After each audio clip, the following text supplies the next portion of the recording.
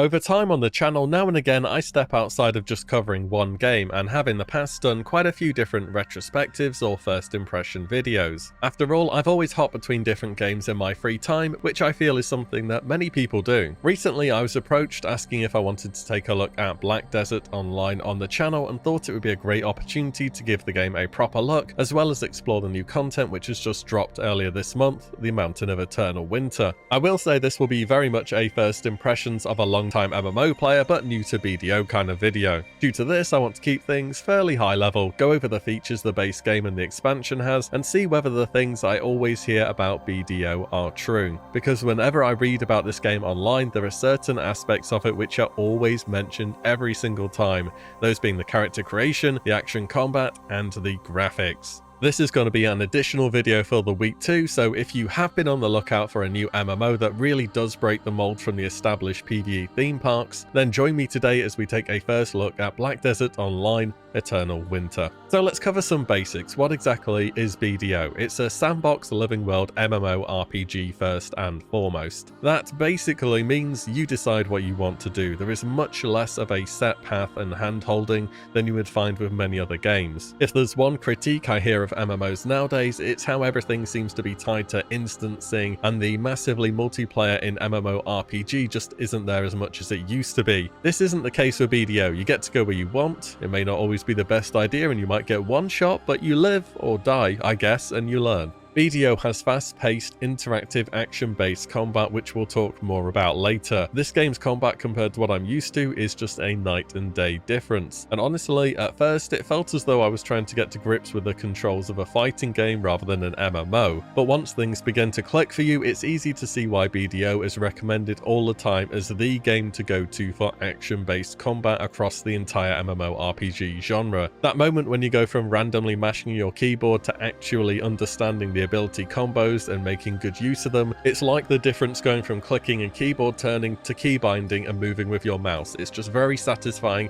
and it's impossible to go back. You put combat to use through hunting monsters and huge bosses, as well as the game having a strong group PvP scene through siege nodes and conquering castles. On the more casual laid-back side of the game, Black Desert Online offers a huge number of life skills such as fishing, crafting, cooking, and many more. There is also trading, whereby you set up your own network of income throughout the land, and it's a whole game within a game. The Mountain of Eternal Winter is the most recent expansion and the main area of content I'll be focusing on. One thing that's a great addition for the new player is this expansion is BDO's first new starting zone that players can begin playing from level 1 and experience the lore and the world of BDO in a new streamlined experience. I wish more MMOs would revamp the new player experience because it's so important. Black Desert Online released in 2014 originally, and expansion-based games always get to a point where you end up playing through a little bit of one expansion and then you outlevel the story before you finish it, and then you have to go to a new area and the exact same thing keeps happening again and again. It makes it confusing to try and really get an idea of what's going on in the world, who your character is, and just generally makes it harder to care about the world, which in an MMORPG is a shame. So a revamp to the level 1 experience is very welcome. The new player experience is aided by a tutorial, which we'll go over shortly, as well as a bunch of cutscenes for the lore of your character's feats up to the point where you begin the game. The Mountain of Eternal Winter has players exploring new ground and scaling its icy peaks. The region contains additional story, quests, character developments, endgame,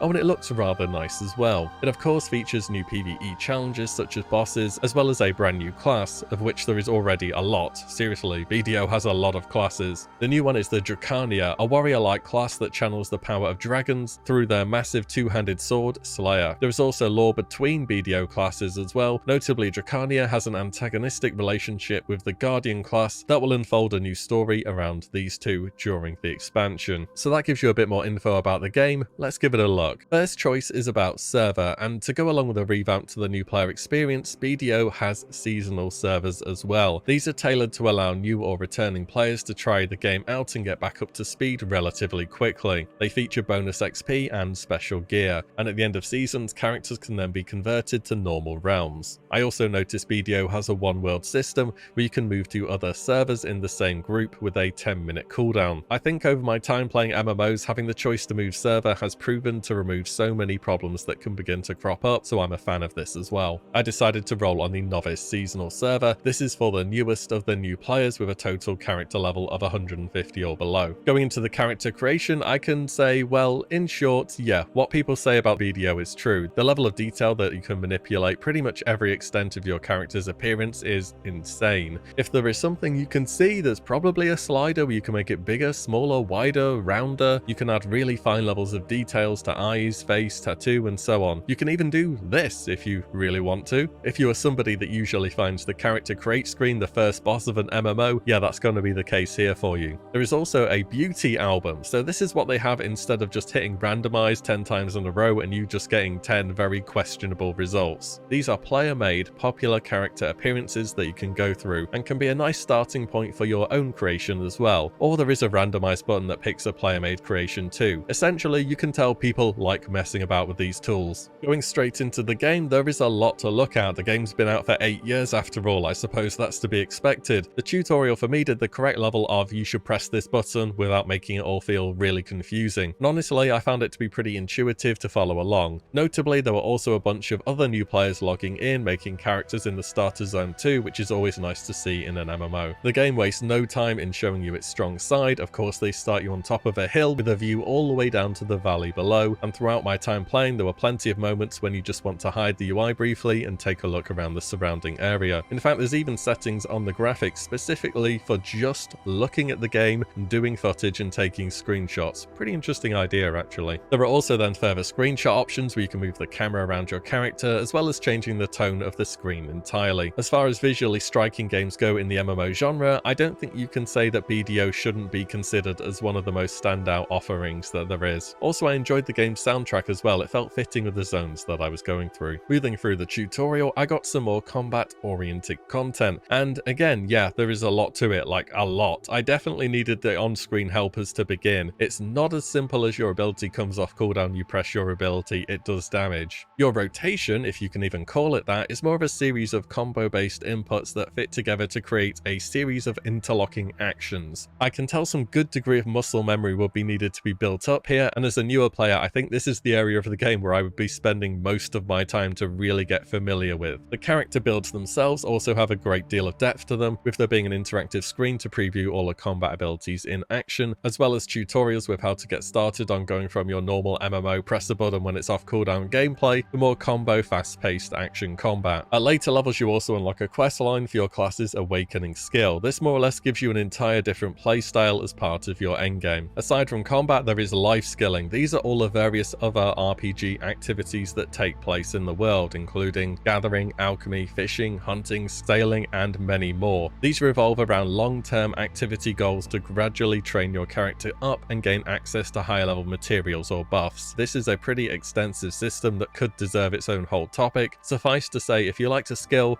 gather, and produce in an MMO, BDO does that. Mounts also work quite differently as well compared to what I'm used to. They aren't just this immaterial thing that appears out of your bag and never needs any attention. They are, well, from an RPG perspective, a lot closer to what you would expect. They need to be registered at a stable and have their own health and stamina bars and must be maintained to make sure you're getting the most out of them when you need them. Overall, from my early impressions, as far as Black Desert Online goes, you can tell how it pretty clearly separates itself among the MMO marketplace and offers something very different and unique. If you're looking for a step away from the PvE theme parks with instance content, BDO is that game. It's actually a massive open world MMO with an emphasis on group-wide conflicts at endgame and RPG aspects built into all the core gameplay elements. This is a game where you can set yourself long-term goals to work towards and is literally something you could play all day, every day. Visually, the game is very appealing and it does so much to show that off. The depth of the character creator is also stellar in the genre. The combat, whilst a lot to learn initially, initially is absolutely standout if you do enjoy action combat and fast-paced decision making. Seasonal servers give newer or returning players a place to catch up or to try something new, and then these characters can later be moved on to a normal server. So if you did want to try out Black Desert Online and its Eternal Winter expansion for free, you can start your 7-day trial by clicking the link below. Thank you again to Pearl Abyss for reaching out. Let me know your thoughts on the video, and if you decide to try the game out, I hope you enjoy it. That's about everything from me today. As always guys, thank you all so much for watching and listening in,